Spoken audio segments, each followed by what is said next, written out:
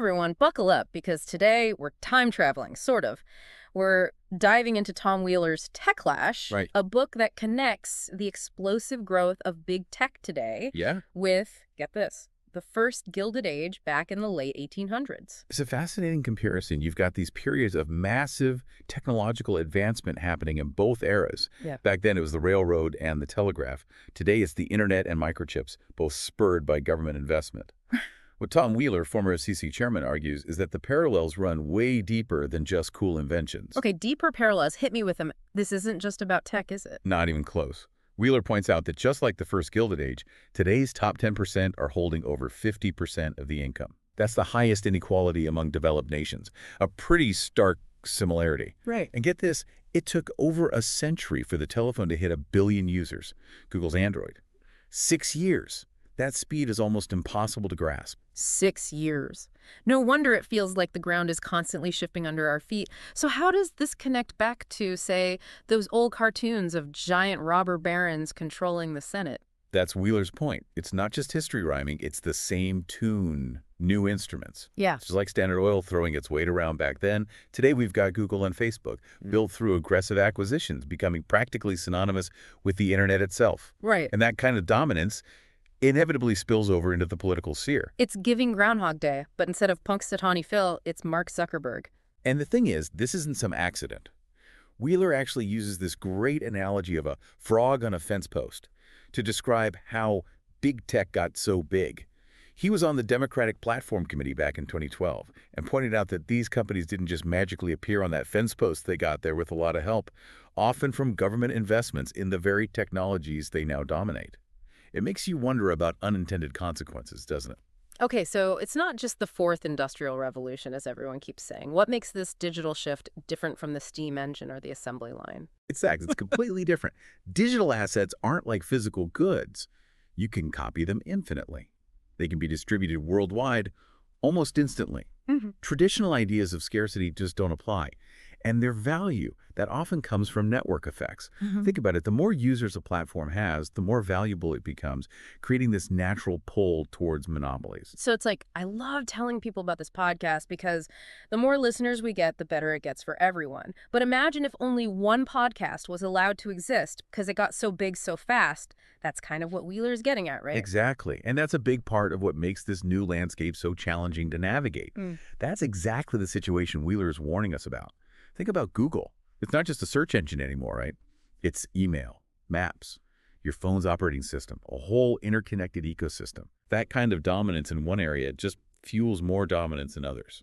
And it's not just Google, right? I mean, Amazon, Facebook, Apple, they all seem to be playing this game. They're collecting tons of data, building these closed-off platforms, and using their size to squeeze out any competition. It really does feel like the robber barons are back, but instead of railroads and oil, they're after our digital lives. It's the same playbook, just digitized.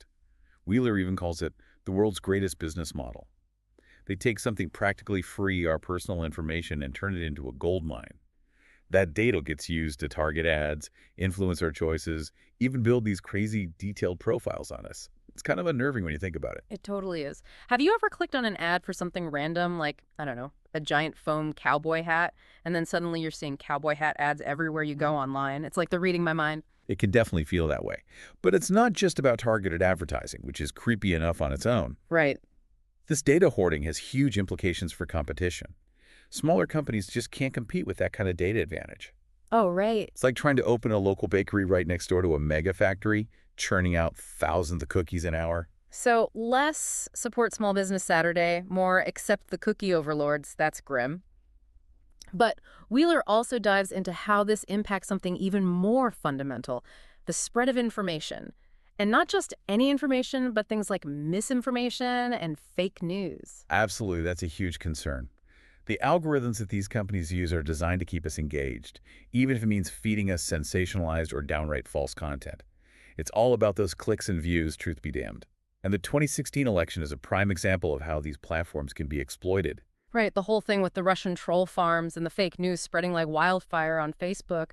It makes you wonder, with all the advancements in technology, are we actually any better at discerning fact from fiction? That's the million-dollar question. Yeah. And it's something we need to be incredibly mindful of as we move into the next frontier Yeah. of the digital revolution, Yeah. the metaverse and artificial intelligence. These technologies have the potential to either amplify these existing problems or offer a chance for a course correction. Okay, so the metaverse, I'll admit, that one's got me both curious and a little creeped out. Yeah, It's this immersive digital world with avatars, virtual events, even virtual workspaces. It sounds like something straight out of a sci-fi novel. it's wild, isn't it? And Wheeler makes an important point. If we don't set some ground rules now, the same companies dominating the internet today will be the ones shaping this new digital reality. Oh, interesting. Imagine those cowboy hat ads following you into the metaverse. But on a more serious note, the privacy implications are huge. Wait, seriously. Explain that it's already bad enough these companies probably know what I'm going to eat for breakfast before I do. I know, right? But imagine metaverse devices that can track not just your clicks, but your eye movements, your facial expressions, even potentially your emotions. Wow. It's like giving these companies a direct line into your subconscious. Okay, that's officially too Black Mirror for me. But we can't forget about AI either. It feels like every day there's a new article about AI transforming something else. And then there's generative AI with tools like ChatGPT. It's incredible, but also a little intimidating. Totally. Remember, ChatGPT hit 100 million users faster than any app in history. Yeah, that was wild. That's mind-blowing. And we're just scratching the surface of what AI can do. But here's the catch. AI is only as good as the data it's trained on. Right, so if the data's biased, the AI is going to be biased too. Exactly. That's a scary thought. And it gets even more complicated because there's often a lack of transparency. We don't always know how these systems are making decisions or who controls that training data. It's like this black box spitting out results, and we just have to trust it. So it sounds like we're at this critical point with both the metaverse and AI. What's the solution? How do we ensure they're used for good, not for, unleashing digital chaos? It's like we're living in a sci-fi novel that forgot to include the instruction manual. So how do we actually get a handle on all of this? I mean, this all sounds a little overwhelming. What can we, as in regular people, actually do? Well, don't worry. The manual exists, and it's called Techlash. Wheeler doesn't just lay out the problems. He actually offers a roadmap for change, practical steps we can take to build a more balanced digital future. And it's not just about government regulations. It's about individual empowerment, too. Empowerment, like what? Deleting all my social media? I mean, I'll do it if I have to. Huh. It's not quite that drastic. But Wheeler does talk a lot about the importance of digital literacy, basically, giving people the tools to really understand how these platforms work, how their data is being used, and how to protect their privacy. So less delete your Facebook, more understand your Facebook. That makes sense. Knowledge is power and all that. Exactly. And it's not just about protecting ourselves. It's also about encouraging tech companies to, actually be ethical. Right. Wheeler's a big proponent of ethical design, which is the idea of building products and services that put people first. So less about maximizing screen time and more about maximizing what well-being, kind of like that whole privacy by design thing I've been hearing about. That's a great example. Yeah. It's the idea of baking privacy into the very core of a digital system from the beginning. It shouldn't be an afterthought. It should be fundamental. It's like choosing organic ingredients over, whatever those unpronounceable chemicals are on the other box of cookies. It's just better for everyone in the long run. Exactly. And speaking of cookies, even being more mindful of those targeted ads we talked about earlier is a step in the right direction. It's about becoming more conscious consumers. Yeah. Thinking critically about the information we're taking in and the platforms we're using. So less scrolling on autopilot, more asking, wait, why am I even looking at this? Yes. It's about being an active participant in shaping the digital world. Yeah. Not just passively letting it shape you. Yeah. And that's empowering in itself. Okay, I'm feeling slightly less doomed already. But how do we actually make these changes happen? It can't just be on us, right? It definitely can't.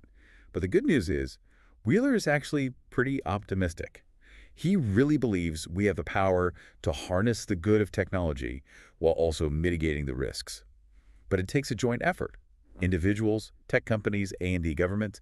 He draws this really interesting parallel to the progressive era. It's like Teddy Roosevelt and the whole busting up the trusts thing. Exactly. Back then, reformers and activists pushed back against the first Gilded Age and helped create a more just and equitable society. Right. Wheeler believes we're at a similar turning point today. So Techlash is kind of his call to arms then. Absolutely. He's urging us to step up and reclaim our digital sovereignty, demand better from the tech world, and build a future where technology serves humanity, not the other way around. And honestly, I find that incredibly inspiring. Me too. So as we wrap up this deep dive, what's the key takeaway you hope listeners walk away with? For me, it's the urgency. We're at this crossroads where the decisions we make today, big or small, will ripple out and shape the future. This isn't some abstract problem. This is about our lives, our communities, our world. And the good news is we have more power than we think. I love that. So it's not about burying our heads in the sand or swearing off technology altogether. It's about engaging in the conversation, demanding better, and shaping the digital future we want to see. Exactly. Just as the government eventually figured out how to regulate things like railroads and finance, it needs to evolve its approach for today's tech giants. It's not about stifling innovation. It's about making sure that innovation actually benefits society as a whole. This is about making sure innovation serves humanity, not just a select few. That's a fantastic point to end on. And on that note, a huge thank you to everyone for diving deep with us today. We hope you learned something new, maybe had your mind blown a little. Mine certainly was, and most importantly, feel empowered to navigate this crazy digital age. Until next time, stay curious.